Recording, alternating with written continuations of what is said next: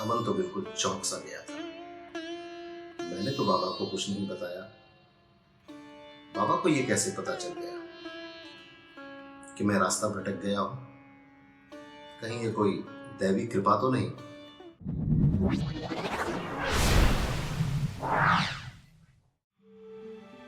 नमस्कार। हमारे आज के इस एपिसोड में आपका बहुत बहुत स्वागत है। दोस्तों, हमें कई बार ऐसा लगता है कि हम अपने रास्ते से भटक चुके हैं, मगर दरअसल में ऐसा होता नहीं है। जो रास्ता हमें लगता है जिस पर हम भटक चुके हैं, दरअसल वही रास्ता हमारे आने वाले समय के लिए एक नई राह बनकर आता है। और वो केवल हमारे लिए नहीं, बल्कि हमें दूसरों को भी उसी रास्ते से नई राह दिखाने का मौका देता है ना? ये थोड़ी अजीब सी बात। दरअसल आज की हमारी ये कहानी भी कुछ ऐसी ही अजीब है। उस दिन शाम थी। गांव से कुछ दूर एक मेले में अमन अपने दोस्तों के साथ गया था। मेला क्या था, रंग रोशनी, मिठाइयां और मध्यम सी भक्ति की धुन।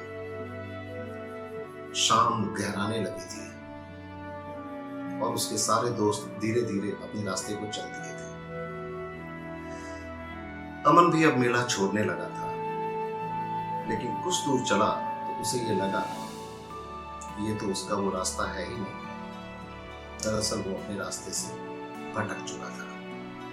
उसने इधर उधर देखा, सारी गलियां एक जैसी थी, सारे मकान अनजाने से लग रहे थे, रास्ते बिल्कुल अलग, न किसी के नाम की तख्ती, न कोई पहचाना हुआ चेहरा। वो बिल्कुल डर सा गया था, मगर फिर भी वो अपने उस राह पर आगे बढ़ गया। थोड़ी दूर जाकर उसने देखा कि एक बाबा अपने खेतों में कोई अपने सामान समेट रहा है। उसने जाकर उस बाबा से पूछा, बाबा मैं रास्ता भटक गया हूं, क्या आप मुझे मेरे घर का रास्ता बता सकते हो? बाबा तो पहले मुस्कुराया, फिर कहा, बेटा घबराओ मत, जो रास्ता दिखता नहीं वही रास्ता दिखता है।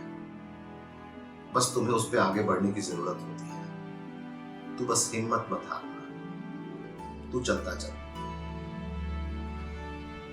अमन को यह बात कुछ समझ में नहीं आई कि बाबा क्या कह रहे थे, और फिर वो उसी रास्ते पर आगे चल पड़ा। अमन चलता रहा। थोड़ी दूर जाने पर उसे एक मंदिर दिखाई दिया। मंदिर के आगे लिखा था प्राचीन दुर्गा मंदिर। वो चुपचाप वहीं सीढ़ियों पर बैठ गया। उसने देखा अंदर एक साधु बाबा अपने ध्यान में मगन है, और घंटी की धीमी धीमी सी आवाज, ऐसा लग रहा था मानो माता रानी खुद अपने मंत्रों का उच्चारण कर रही हो। अमन उसी सीढ़ी पर बैठकर बाबा के ध्यान से हटने का इंतजार करता रहा, मगर बाबा तो अपने ध्यान में थे।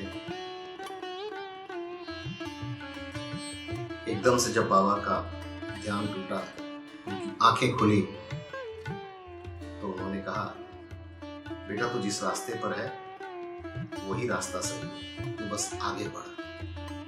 अमन तो बिल्कुल चौंक सा गया था। मैंने तो बाबा को कुछ नहीं बताया। बाबा को ये कैसे पता चल गया कि मैं रास्ता भटक गया हूं? कहीं ये कोई दैवी कृपा तो नहीं? मगर बाबा की बातों से उसे कुछ हिम्मत आया। उसने माता रानी के दर्शन किए और आगे की ओर चल पड़ा। मंदिर से थोड़ा आगे निकलते ही उसे एक अजनबी दिखाई दिया। साफ सुथरे कपड़े, शालीन सा व्यक्तित्व, कहीं बाहर का था वो, तभी तो अजनबी था। अमन यही सोच रहा था कि वो अजनबी उनके पास आया और अमन से पूछा, भाई मैं रास्ता भटक गया हूं, क्या तुम मुझे रास्ता दिखा सकते हो? अमन ने कहा, मैं तो खुद ही रास्ता भटका हुआ हूं, मैं तुम्हें क्या रास्ता दिखाऊं?